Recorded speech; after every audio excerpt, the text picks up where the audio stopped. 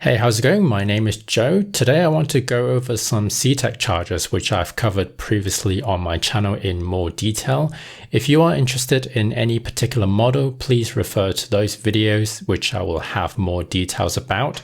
But in this video, I just want to do a group comparison between them to see which one you should buy if you are interested in the market for a battery charger.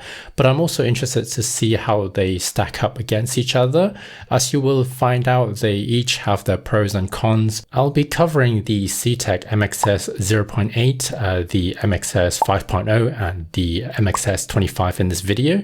Let's start things off by quickly going over the key points for each one of them. Oh, and just to say, this video is not sponsored by CTEK. They didn't pay me to make this video. I just wanted to share some tips and info to anyone who might be interested in buying a car or a bike battery charger.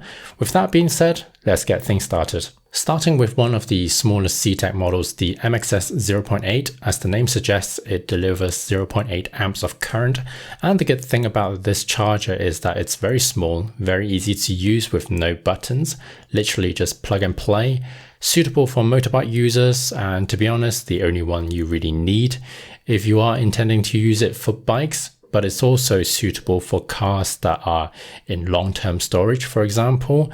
The drawbacks, it doesn't offer any supply mode or reconditioning mode.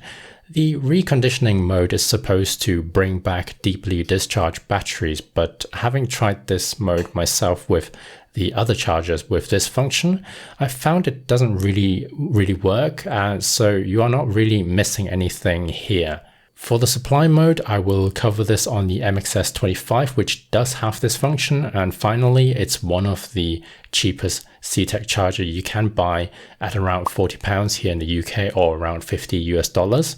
Moving on to the MXS 5.0, again, as the name suggests, this one is slightly more powerful at 5 amps, which in turn charges slightly faster. I will talk about the difference in power delivery shortly, by the way. The MXS 5.0 comes with a button to select between car and motorcycle, which is handy if you have both vehicles.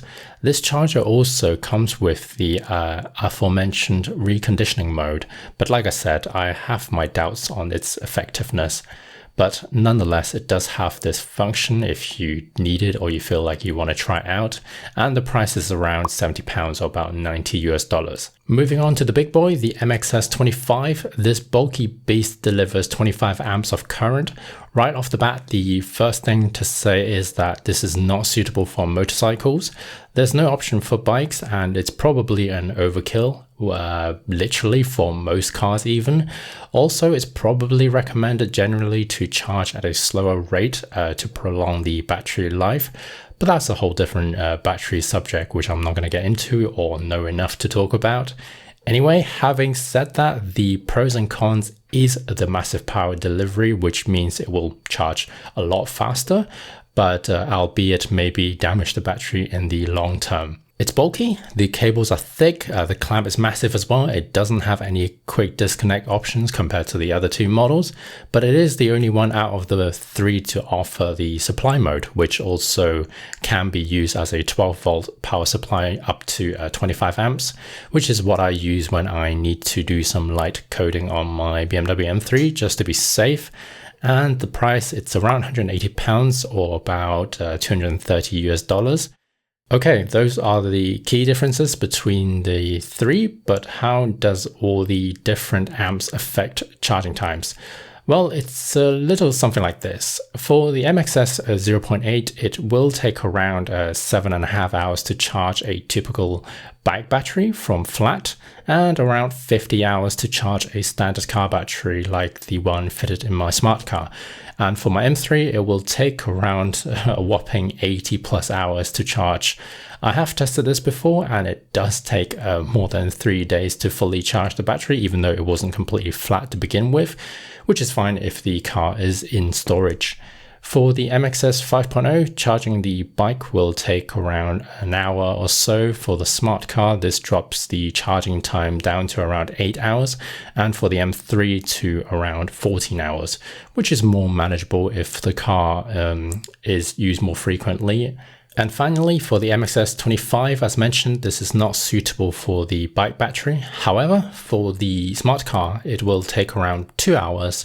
And for the 70 amp hour battery in the M3, it will take around 3 hours to charge. Okay, time for a conclusion of some sort. It really depends on your personal use case. That's kind of what I'm struggling with, as I can see the pros and cons of each after having used all three, and depending when and what I'm doing, one kind of outweighs the other, but I can and will eliminate one for most of you, or for most people, which is the MXS25. If you're not doing any coding with your car or don't require the 12 volts power supply, there's really no need to pay for the extra bulk price and the power of the MXS25. It's not worth it, especially once the battery is fully charged. They all float charge at the same 13.6 volts anyway across all the models. And to reiterate, this one is not suitable for bikes at all, which limits its use even further. That leaves us with the 0.8 and the 5.0. Well, I will say this, the 0.8 is perfectly fine if you're using it for bikes only, or you are using it on a car that's in long-term storage.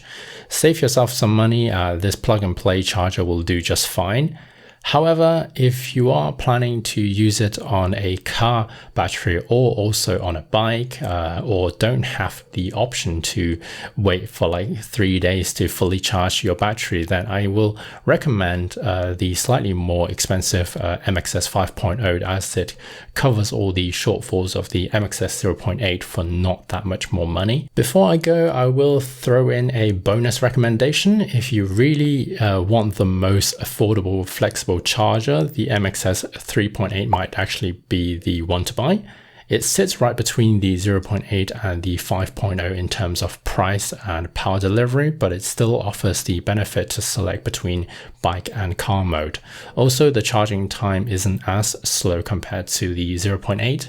The biggest issue I have is with, if you're charging it with your car or use your car frequently, then there isn't really much time for you to leave the car off the road for like 50 to 80 hours to fully charge the battery. Anyway, that's it for today's video, and don't forget to check out my other mentioned chargers in this video in more detail if you are interested. Thank you very much for watching as always if you've made it this far, and I will see you next time.